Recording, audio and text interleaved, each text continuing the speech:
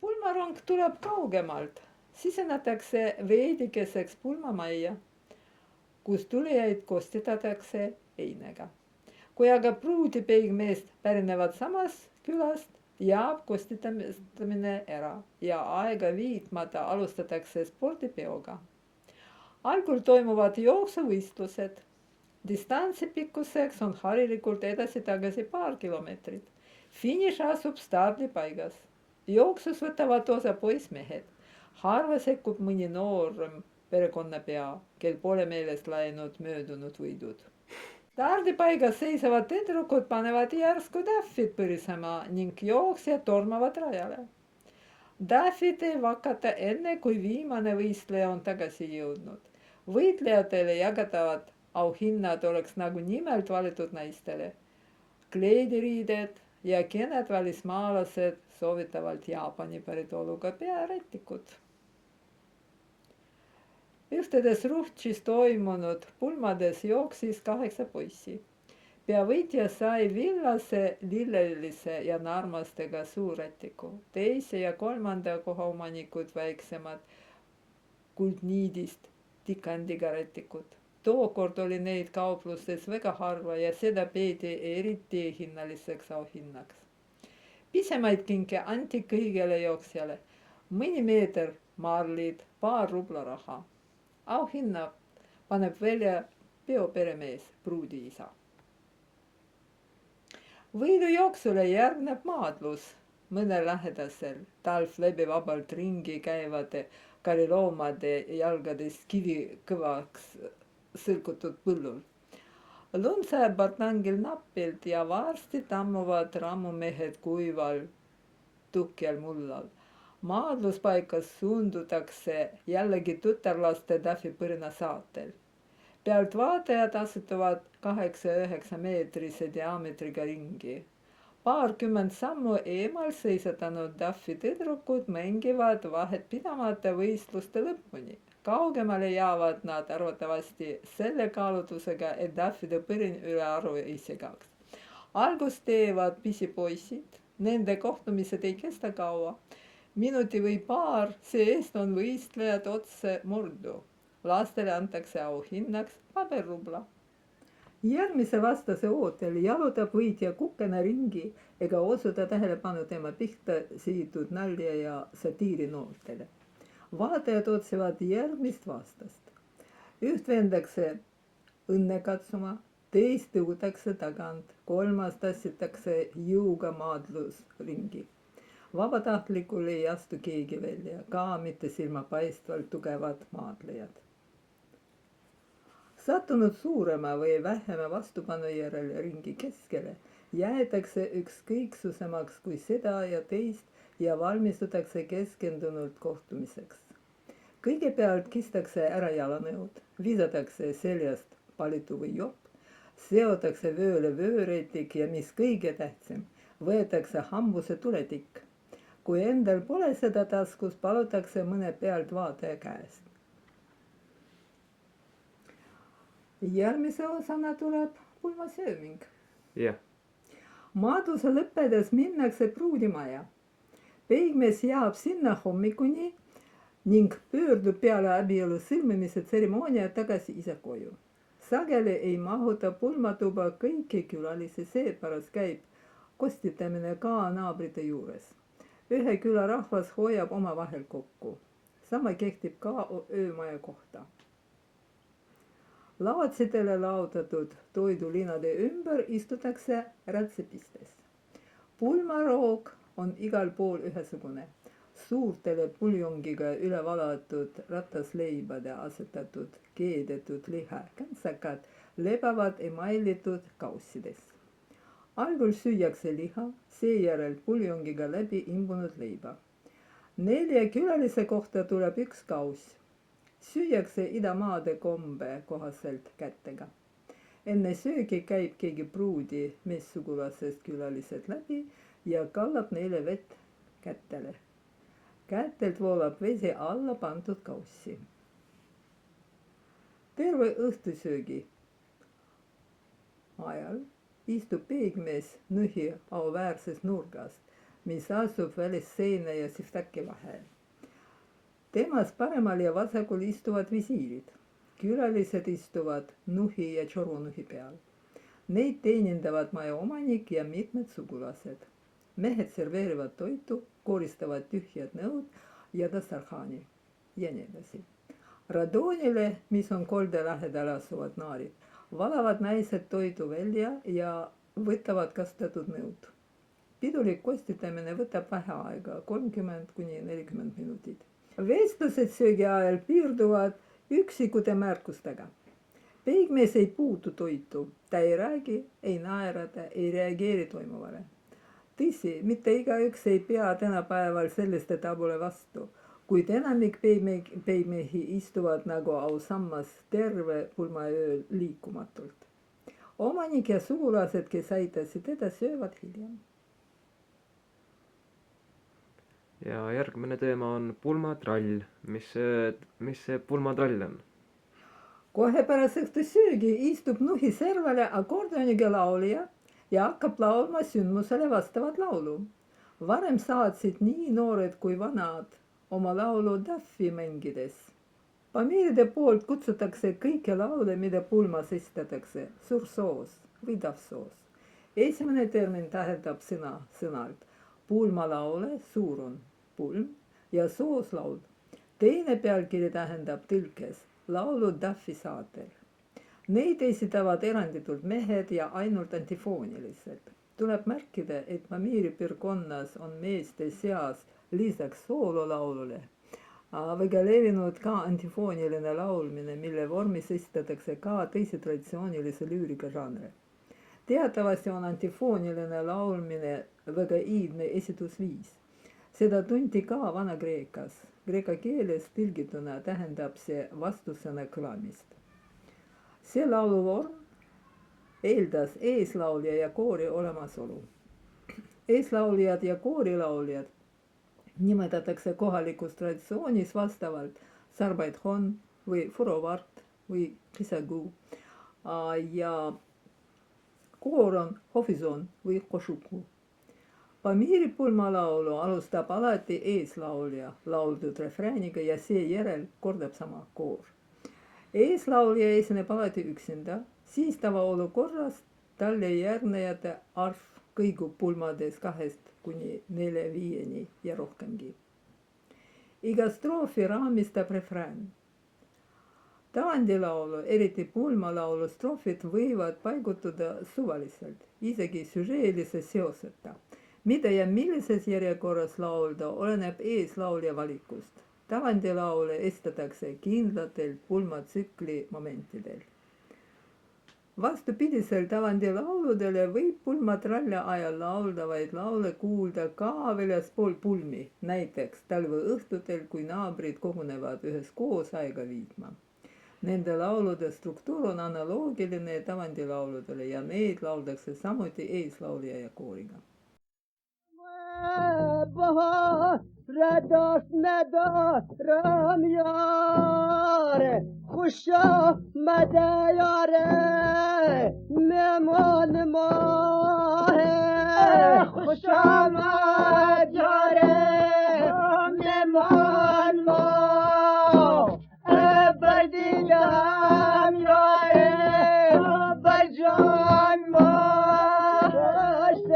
برگولا لذا رداست ندارم یاره خوش آمده یاره مهمان ماه خوش آمد یاره مهمان ماه بردیدم یاره بر جان ماه جانان باش شده تا کمه های یاره خوش آمده یاره مهمان ما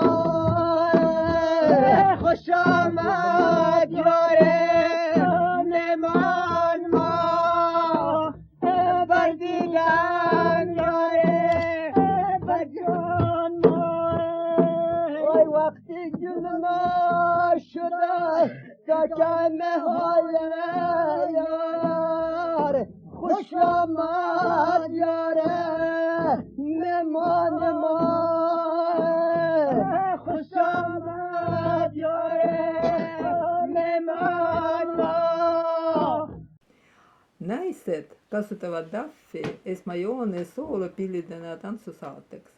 Pulmade ajal moodustavad naised dafzed, mis koosnevad 4-5 dafistist, kuid ansamblisse võib koonduda ka kuni 10 mängijat.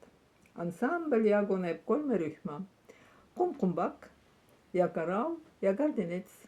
Igal rühmal on omaette partii, mis piirdub ühe või teise kindla rütmi vormeli esitamisega.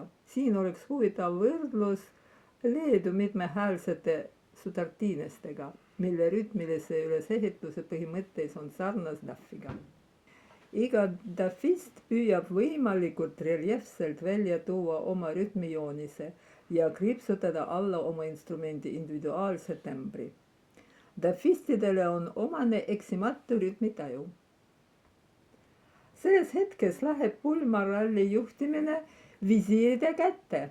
Täpsemalt parema käe visiir hakkab Karmi režissööri käega suunama pulmatralli käiku, mille aluseks on rituaalne mäng, kus visiir nõuab šahi juurde inimesi, kes teeb midagi valesti.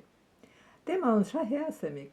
Kõik, mis ta teeb või räägib, on maja täiele rahvale seaduseks. Vasaku käe visiir istub truult peigmehe padešahi kõrval ega sekku sündmuste käiku. Tema ainus märgatav kohustus saata padešahi, kui sel tekib vajadus majast väljuda.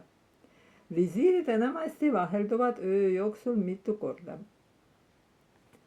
Parema käe visiiriks oli pulmades tihti noormees, kes töötas külanõukogu sekretärina.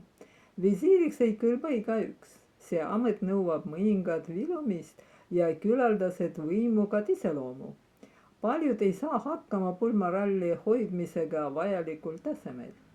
Visiir muidugi padešahi nimel määrab ametisse Jesauli, kelle saab tema lähem abiline, otse kui täidesaatev võim seadusandliku ja kohtuvõime kõrvale. Jesauli tegutsemisala piirdub põrandaruuduga. Lavatsitele ja naiste juurde varguhtele küündib ta ainult pika kepi abil, mille otsaga ulatub puudutama lavatseel istuvaid inimesi. Kepiga vastu maja poste koputades nõuab ta korda, mida teinekord, ime küll, saavutabki. Peigmees istub vaikselt ja tõsise näoga oma nurgas. Väliselt osavõtmatuna jälgib ta toimuvat. Vahehaaval ilmuvad kohale need, kes sõid naabermajades. Varsti on naarid ja essiki rahvas puu püsti täis. Noorukite ja vallaliste meeste paik on Tšorunuhil. Seal on 10 ja 50 aastased ühes aos. Radon jääb esialgu tühjaks, kui mitte arvestada seal oma paari abilisega toimetavat perenaist. Pulmaralli keskne telk on padešahi ja tema alamate, peoliste vastastikused suhted. Vahemehed, visiir ja Jesaul näevad vaeva nende korraldamisega. Visiir nõuab šahi nimel oma palge ette seaduse rikkujaid, šahi vastu lugupidamatuid alamaid, üldse kõiki, kel mingi süü südames. Kui väljahüüdu kas või hetkeks kohmitsema jääb, kargab talle silmapilk appi Jesauli pikk kepp. Kurjategija sõrgeb alandlikult valitseja ette, tervitab teda sügava kummardusega ja mesise sõnadega. Tihti laskuvad eriti truud alamad lavatsi servale põlvili, aga see ei aita. Šah on vihane ja hingepõhjani solvunud. Alamad ei pea temast, oma ainsas heategijast, kõige vähematki. Tere ütlevad moka otsas. Vahevad alt kulmu otsa kui hundid, räägivad liiga tasa, pöörduvad selja taga valitseja poole, üleüldse käituvad kohatult ja on viimane kui üks häbitud mässajad. Nad on ära teeninud karistuse, kuid šah on halastaja, tal on õilis hing ning ta ei saada kurjategijaid tema väikeste laste tõttu tappalavale. Vaiksem karistus tundub ülekohtune truude riigikodanike vastu, kuid peab lootma, et nad andestavad šahile tema südameheaduse. Ühesõnaga, surmanuhtluse asendab šah trahviga. Ülistage teda taevani, ta on ainus temale lootes teete õigesti. ja pahatahtlikumad kurjategijad, mis nendega juhtub? Nemad saavad kaevatrahvi. Trahvimäär sõltub jällegi visiiri fantaasiast. Ta võib nõuda, et süüdlane muretseks pudeli veini, 33 tükki praeliha, konfekke kõigile tütarlastele, 15 aastat külmas allikas säilitatud lambarasva ja nii edasi. Rahatrahvi ei määrata. Näisugu ilmub pulmamajja paar tundi pärast peo algust. Selleks ajaks on peal täis tuurid peal ja edasine tõus poleks nagu enam võimalik. See mulje haihtub, kui korraga avaneb uks ja kiirel sammul lipsavad üksteise järel sisse kirevaid peokleite kanduvad noorukid ja neiud, kes astuvad köögi poolele. See toimub kella 9:10 paiku õhtul. Neidude hulgas asub ka pruut, kes millegi erilisega silma ei paista, kui nägupidi ei tea, ei tunnegi ära. Naiste tulekuga organiseerub ruum ümber. Marulise tralli üle valitsev tumedates toonides köögipool moondub korraga elavaks ja rõõmsaks. Ruumis valitseb nüüd tasakaal, pidu saab impulsi edasiseks arenguks. Kohe kutsub visiir välja mõne õrnema soo esindaja. Ühed häbenevad, teised on julgemad, kui üldiselt meeldib kõigile hiilata. Tütarlastesse suhtub visiir leebelt. Nad ei pea käima tervitamas ja kummardamas šahees. Neid ei süüdistada kõik meeldavais kuritegudes. Tütarlapsed ainult tantsivad. Kordagi pole juhtunud nägema, et neil oleks nõutud laulmist. Neile ei määrata ka trahve. Ühes pulmas nimetas Jesaul kellegi noormeestes oma asetäitjaks köögi poolele tüdrukute hulka. Nooruk istus kätte näidatud kohale ja kui keegi jäi kohmitsema või liialt eputas, õhutas teda olema krapsakam. Mõjutusvahendina kasutas ta ainult sõnajõudu. Vägivald, mis meeste suhtes on harilik abinõu, naisi ei puuduta. Teinekord poeb mõni visiiri lõputus noorimisest ära piinatud meeski tütarlaste selja taha seina äärde peitu ja ta jäetakse tõepoolest rahule. Tütarlapsed pillavad poisse üle toa savitükkikeste, konfekkide ja kuivatatud aprikoosidega. Igal on oma velevalitu, kelle tähelepanu soovitakse endale tõmmata. Poisid vastavad selle samaga. Naissoo esindaja jäävad pulmamajja 3-4 tunniks. Keskööpaiku nad lahkuvad niisama ootamatult nagu ilmusidki. Jäänud oma vahele pole meestel enam endisi vedu. Külalisi jääb vähemaks, vaatamata põrgulärmile, uinuvad väsinemad siinsamas lavatsidel. Ainult visiiri ammendamatu teravmeelsus, eeslaulja ning Daffi meeste laululust ning kohused truult lõbutsemis jätkavate entusiastide meelekindlus ei luba peo tulel enne hommikut vaibuda. Paar tundi maganud tulevad palju tagasi. Nende asemel kaovad silmapiiril teised. Mitmed, kes ikka jõudnud mehed, nimetasid öö läbi kestvat pidu rumalaks isade tavaks, aga vastamata eitavale suhtumisele trampisid noortega võidu. رداست ندارم یاره خوش آمده یاره مهمان ماه خوش آمد یاره مهمان ماه بردیدم یاره بر جان ماه بر گولا لذا رداست ندارم یاره خوش آمده یاره مهمان ماه خوشامد داره مهمان ما بر دیدار داره. Kui esinemine meeldib, topitakse rahapaberi tantsija või laulja mütsi seru alla. Tüdrukutele pistetakse raha pihku. Pole juhtunud nägema, et keegi oleks tõrkunud ja raha vastu võtmata jätnud. Nagu mujalgi Kesk-Aasias on see ilmselgelt kaasaegne lisand vanadesse pulmakommetesse. Paberraha tuli käibele nõukogude võimu kehtestamisega. Varem valitses neist paigus naturaalmajandus, kus raha kasutati äärmiselt piiratud ulatuses. Aeg-ajalt astus ringi akordioniga eeslaulja ise, kelle esinemine on kunstipärasem, hääl on koolitatud ja esinemisel artistlikku lihvi. Eeslauljad peetakse meeles eriti ohtrate annetustega. Enamasti vaheldub öö jooksul 3-4 parema käe visiiri. Vasaku käe visiiri kohta see ei käi. Ükskõiksust austava ameti vastu ilmutavad nooremad ja kogunematumad. Elu näinud mees peab vastu hommikuni ega näita märkigi, et oleks väsinud või et tema kujutlusvõime ikka uute ja uute olukordade kujundajana oleks veidikenegi ammendunud. Ja järgmisena toon veel ühe näite.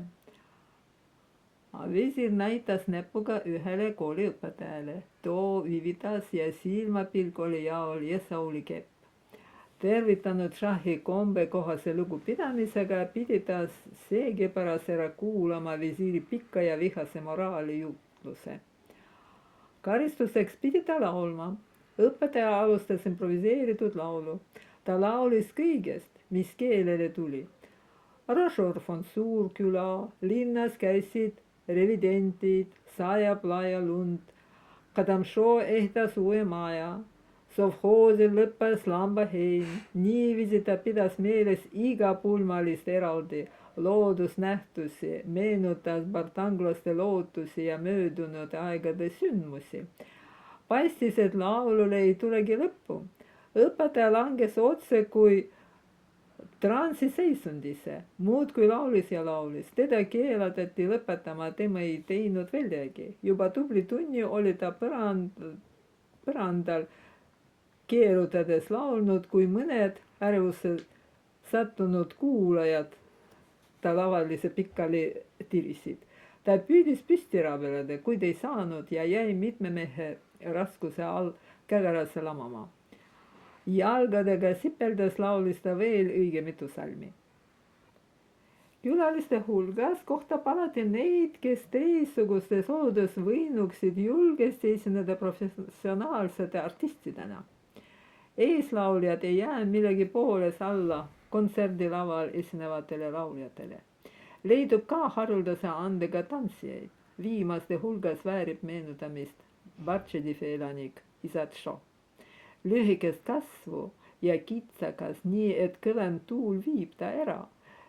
Nurgeliste liigutustega vanemapoolne mees kasvas ta tantsuringi asudes peajao pikemaks ja tema liigutused omandasid suursuguse pehmuse ning gratsilisuse. Luigene ujus ta paari meetri laiuses põrandal ja näis, et tema ees laiub mõõtmatu veeväli. Tema tantsu jälgides kadus reaalsustaju, aga hiljem tekkis nähtu suhtes pisike kahtlus, kas tõesti inimene suudab ümber kehastuda selle täiuslikkusega. Bartanglasel on omapärane rituaal. Pulmaliste hulka ilmub mingid vana ja kulunud üle riied kandev noormees. Üks kui teine pulmaline haarab selle servast ja käristab küljest tükke. Viimaks jääb rõivas järele imekombel koos seisev kalts. See leiab aset enne keskööd, kui tütarlapsed veel majas viibivad.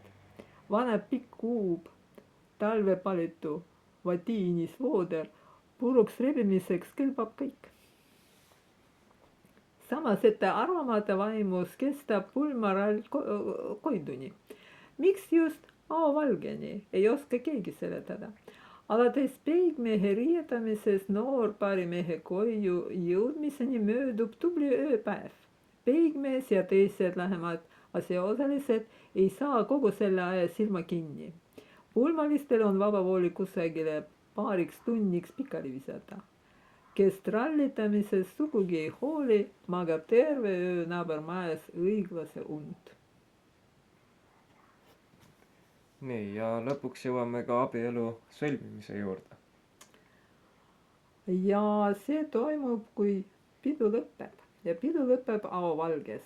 Viimased magamatuses ja trallis piinatud külalised lähevad kergendustundega laiali. Majja jäävad ainult oma pereliikmed ja peigmees peiu poistega. Nüüd on neid kindlasti samad mehed, kes peiuga kaasa tulid. Kohale ilmub halifaa ja tuppa talutatakse pruut. Algab abielu sõlmimise tseremoonia. Võõrastel ei kõlba selle juures viibida. Kindlasti on see seotud kartusega kurja silma ees.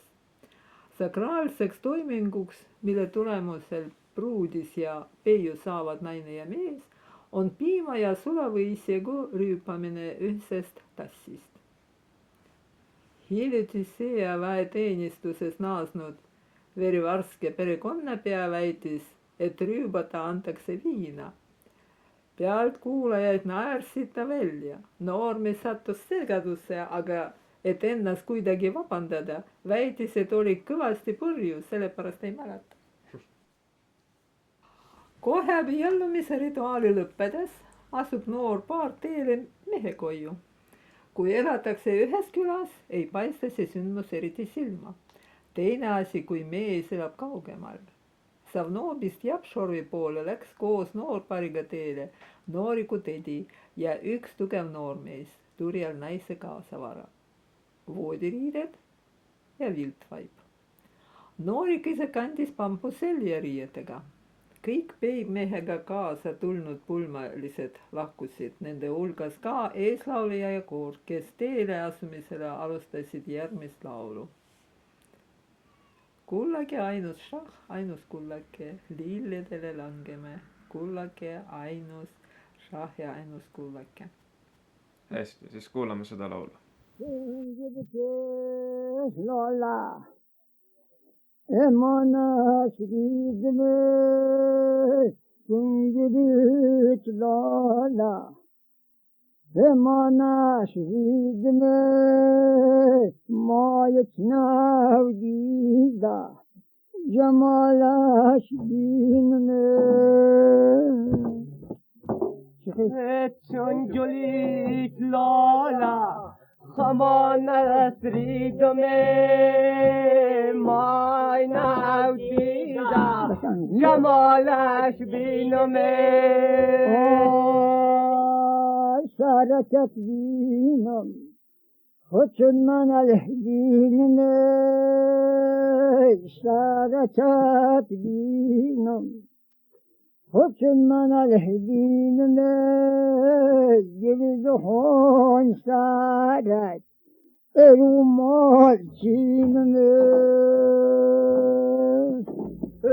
Çonculik lola, Hamana sridome, may navdida, jamalaş binme. Çaşmatat binam, Hoçunman alhdinme, çaşmatat binam. Hoçunman alhdinme, girduhon çaşmat, ve sormah çinme. Çonculik lola, Hamana sridome, may navdida, jamalaş binme. Huyatat binam. Peremehe ja tema perekanda langevaid pulmakulutusi nimetatakse kokkuvõtlikult kuhm. Tänapäeval keskmine kuhm koosneb 4-5 kleidiriidest, palitust ja kingadest pruudile. 20–5 lambast või kitsest ka mullikas pulmaliste kostitamiseks pruudi kodus. Mõnikord pruudipere ei tule kohmiks saadud pulmamoonaga välja ning pruudiisa peab tapma lamba või paar oma karjast. Näiteks toimus 1984. aastal novembri algul pulmapidu Batšedifis. See oli üldse esimene pulm selle talve pulmade ahelas ja külalised kogunes oodatust tublisti enam. Kuhmiks toodud lehmas ja 4 lambast ei piisanud. Lisaks olid sunnitud veristama veel 1 lehm ja 5 lammast. Oma süü ei arvestanud, räägis pärast pruudiisa. Kohe oleks pidanud nõudma. Seda ettenägematut kuulu peigmees ei kompenseeri. Leiva küpsetab pruudipere oma jahust. Midagi muud, arvestamata paari pakki teed ja mõnda kilo suhkrut, pulmas sööma ajaks ei vajata. Kuhmi võrreldavad bartanglased tadžikkide kalimiga. Eesti keeles kasutatakse selle kohta türgi ja venepärast nimetust kalim. Edasi toome mõned andmed tadžiki pulmatseremoonia etnograafilisest uuringust, mille koostas Avo Susi oma raamatus Tadžiki pulm. Kalimi, teise nimetusega mahr, põhimõtted absoluutselt kõigi pulmaga seotud kulutuste katmist peigmehe poolt järgitakse bartangel vähem. Voodiriided ja pesu saab pruud oma tedilt. Bartangi keskjooksul paiknevas Tšadudi külas jutustas Mubarak Khotun Pirmamadova, kes on sündinud 1934. aastal Järmist. Näiteks, kui mehele läheb minu tütar, siis minu õde annab talle madratsid, tekid, istumistekid, padjad. Ta ise ostab vajalikud materjalid ja õmbleb ka valmis. Peale pulmi, kui noorik lahkub meie koju. Mehe koju, jah? Tedi saadab teda. Järgmisel päeval saanud peigmehelt loa lahkuda, ta tuleb tagasi koju. Peigmees annab talle 100–150 rubla. Kõik asjad peavad olema paari kaupa. 2 tekki, 2 patja, 2 istumistekki või 4 tekki, 4 patja ja 4 istumistekki. Noorikud saadab veel kandja, borkaš. Ta viib kaasa vara seljas kohale. Temale antakse samuti 100–150 rubla. Kui peigmees ei suuda luna välja panna, tulevad talle appi sugulased. Üks Savnobi elanik, loomapidaja, palus oma poe pulmadeks sugulaste käest 1 lambakauba abi. Ära ei öelnud talle keegi, kuigi mees oli kohaliku mõiste järgi jõukas. Kuhm sarnaneb paljude rahvaste tunnustatud kombega, mis näeb ette pulmakulutuste katmise peigmehe poolt. Grusiinlastel on see tuntud bašlugi, natšulaši ja urvadi, venelaste klatka, kalimi, võgavari ja muu. Lõuna-Aafrikas bantudel loboda nimetuse all. Nii, ja kui nüüd kogu see pulmakombestik kuidagi kokku võtta lõpetuseks, siis saab öelda järgmist, et bartanglaste pulmakommetele on tänapäevalgi iseloomulik maagiliste rituaalide suur osatähtsus. Ratsionaalset seletust neile anda ei osata või siis peetakse paremaks sellest võõrastega mitte rääkida. See, et pulmad kestavad valgest valgeni ööpäeva, samuti mitmed teised momendid on tõlgendatavad päikese ja tule kuultuse reliktsete ilmingutena. Tõrjemaagiaga võib seletada järgmisi eespool loetletud kombeid. Pulmarõivaste sümboolset puhastamist tule kohal. Lõhnarohtude suitsetamistoas, sülelastega üle tule hüppamist, tahvidega löömist igal sobival hetkel, müre peletab kurja vaime eemale. Samuti kommed lõputseda hommikuni. Mürgel ei lase vaenulikel jõududel haarata üle võimu. Auvalgel nende mõju kaob. kahaneb ka kurje silma jõud ning abiellumise sakraalne talitus möödub hädaohutult. Analoogia magiaga on seotud komme jumestada peigmehe põski ja pidada sportlikke jõukatsumusi, samuti peigmehe samastamine padishahiga. See kõik aitab kaasa abielupaari õnnele. Ennetusmaagia paistab välja kombes käristada pulmaööl rebelaiks mõni riietusesse, samuti tavas koristada võimalikult kiiresti toidunõud, aga ka pulmarongi mõnitamises. Peigmehele läbi unka visatavate kakukeste semantika näib olevat keerulisem. Kakukesed küpsetatakse lee asemel kiviseinte. Ungas nagu leeasegi assotsieerub valgusega ning mõlemad on kultusliku austamise objektideks. Nende vahel täheldame otse sidet. Lee asemel tõusev suits väljub unka kaudu. Podsar salamat vade Eshamar Podsar salamat vade Eshamar Bastem Rashudem Shahma Bayrak vade